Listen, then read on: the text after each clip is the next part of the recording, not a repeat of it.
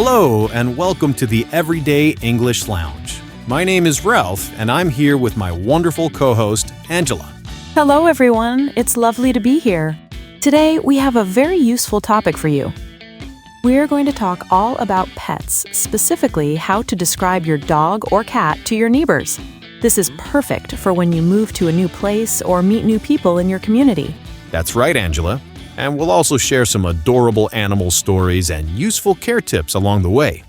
Now, Angela, I know you have a cat. Why don't you tell us about her? Oh, I'd love to. Her name is Whiskers, and she's a 3-year-old tabby cat. She has beautiful gray and black stripes all over her body. Lovely. When I describe her to my neighbors, I usually say she's a medium-sized tabby with green eyes and a very fluffy tail. That's a great description. You use some excellent vocabulary there. Let's break that down for our listeners. The word tabby refers to a cat with stripes or patches.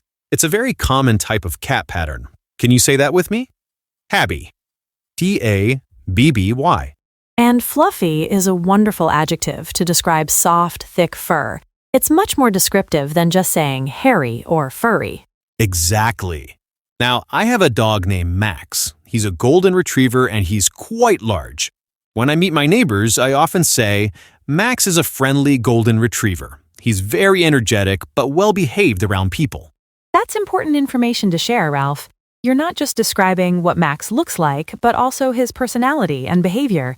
This helps your neighbors feel comfortable around your pet. Absolutely. Let's talk about some useful phrases for describing your pet's appearance. First, we have size. You can say your pet is small, medium-sized, large, or even tiny or enormous for the extremes. Right. Then there's the fur or coat. You can describe it as short-haired, long-haired, fluffy, smooth, curly, or wiry. For example, poodles have curly coats. Yes, they do. And don't forget colors. Common colors are black, white, brown, gray, orange, or cream. But many pets have multiple colors. You might say, my dog is black and white, or my cat has brown patches on white fur. Now, let's talk about personality traits. This is where you can really paint a picture of your pet. Is your pet friendly, shy, playful, calm, energetic, or lazy? My Max is definitely energetic and friendly. He loves meeting new people, but I always make sure to tell my neighbors that he might jump up when he's excited, so they're prepared. That's very responsible, Ralph. It's important to be honest about your pet's behavior. My Whiskers is quite independent and a bit shy, so she usually doesn't approach strangers. So I let my neighbors know they shouldn't be offended if she runs away when they try to pet her. Good point. Now, let's practice a full introduction. Imagine you've just moved into a new apartment building and you meet your neighbor in the hallway. You want to tell them about your pet. Angela, let's do a role play. I'll be the neighbor. All right. Hello, I'm Angela. I just moved into apartment 4B. Oh, welcome to the building. I'm Ralph. I live in 4C. Do you have any pets? Yes, I do. I have a cat named Whiskers. She's a 3-year-old tabby cat with beautiful green eyes. She's quite shy, so you probably won't see her much in the hallway, but she's very quiet and won't cause any disturbances. That's great. I have a dog myself, so it's good to know about other pets in the building. Does your cat mind dogs? She's not really used to them, so she might hide if she hears barking, but as long as your dog is friendly, I'm sure they'll get along fine if they ever meet. Excellent. That was a perfect example of how to introduce your pet to a neighbor. You mentioned the pet's name, appearance, age, personality, and behavior. You also addressed potential concerns. Thank you. Now, let's talk about some adorable animal stories from our listeners. We asked you to send in your favorite pet stories, and we received so many wonderful responses. Our first story comes from Maria in Spain.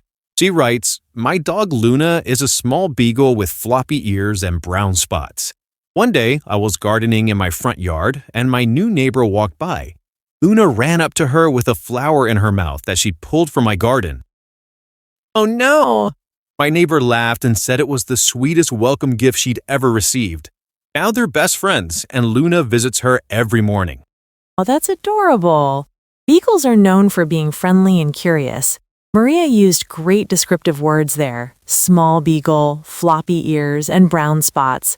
These details help us picture Luna perfectly. Our next story is from Tom in Canada. He says, "My cat Snowball is a pure white Persian with long, fluffy fur and blue eyes. When I first moved to my neighborhood, I was worried about introducing myself to people, but Snowball broke the ice for me. She would sit on our front porch every afternoon, and neighbors would stop to admire her. One by one, I met everyone on my street because of my beautiful cat." What a lovely story. Pets really do help us connect with others. Tom described Snowball as pure white, Persian with long, fluffy fur and blue eyes. Persian cats are a specific breed known for their long fur and flat faces. Now let's discuss some practical phrases you might need when talking about your pet with neighbors. First, you might need to apologize if your pet has caused any problems. You could say, "I'm so sorry if you heard my dog barking last night. He's not used to the new environment yet." Or, "I apologize if my cat has been wandering into your garden. I'm working on keeping her inside more often." You might also want to ask your neighbors about their preferences. For example, would it bother you if my dog played in the shared backyard in the mornings? Or, "Do you mind if I walk my dog past your house? I want to make sure you're comfortable with that." These questions show respect and consideration for your neighbors. It's always better to communicate openly about pets. Now, let's share some useful pet care tips. If you're new to having a pet, or if you're giving advice to neighbors who are thinking about getting one, these tips will be helpful. First, regular veterinary checkups are essential. You should take your pet to the vet at least once a year for a general health examination. You can say, "I take Max to the vet every 6 months to make sure he's healthy." For cats, grooming is very important, especially for long-haired breeds. I brush Whiskers every other day to prevent her fur from getting matted. Matted means tangled or knotted. Dogs need regular exercise. Depending on the breed, this could mean short walks or long runs. Golden retrievers like Max need at least an hour of exercise every day. I often tell my neighbors about good walking routes in the area. Diet is another crucial topic. Different pets need different types of food. Some pets have allergies or special dietary requirements. It's a good idea to mention this to your neighbors in case they ever need to feed your pet in an emergency. That's an excellent point. I could say to my neighbor, "Max is allergic to chicken, so if you ever need to give him a treat, please avoid anything with chicken in it." Training is also important, especially for dogs. A well-trained pet is easier for neighbors to be around. Ralph, how did you train Max? I started with basic commands like sit, stay, and come. I also taught him not to jump on people and to walk calmly on a leash. When I describe Max to neighbors, I often mention he's well trained and responds to basic command. For cats, training is a bit different. You can train them to use a litter box, scratch appropriate surfaces, and come when called.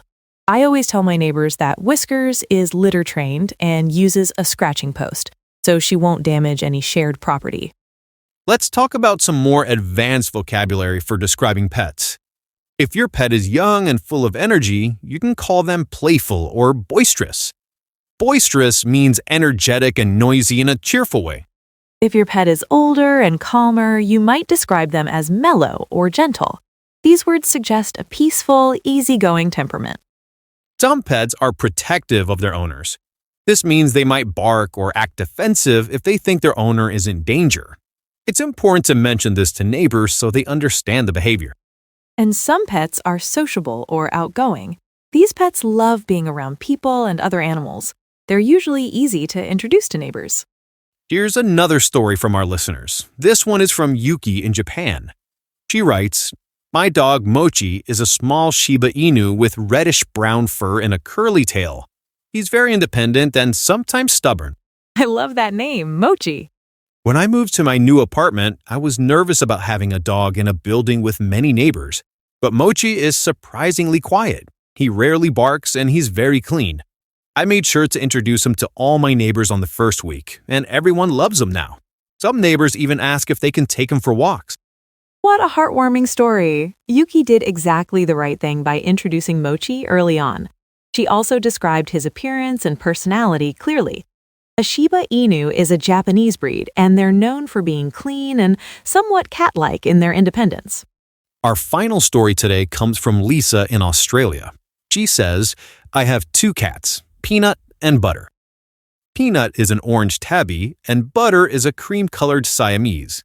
They're both very vocal and love to meow, especially early in the morning. When I moved into my new townhouse, I was worried the neighbors would complain about the noise. So, I baked cookies and went door to door, introducing myself and my cats. I explained that they're chatty in the mornings but quiet the rest of the day.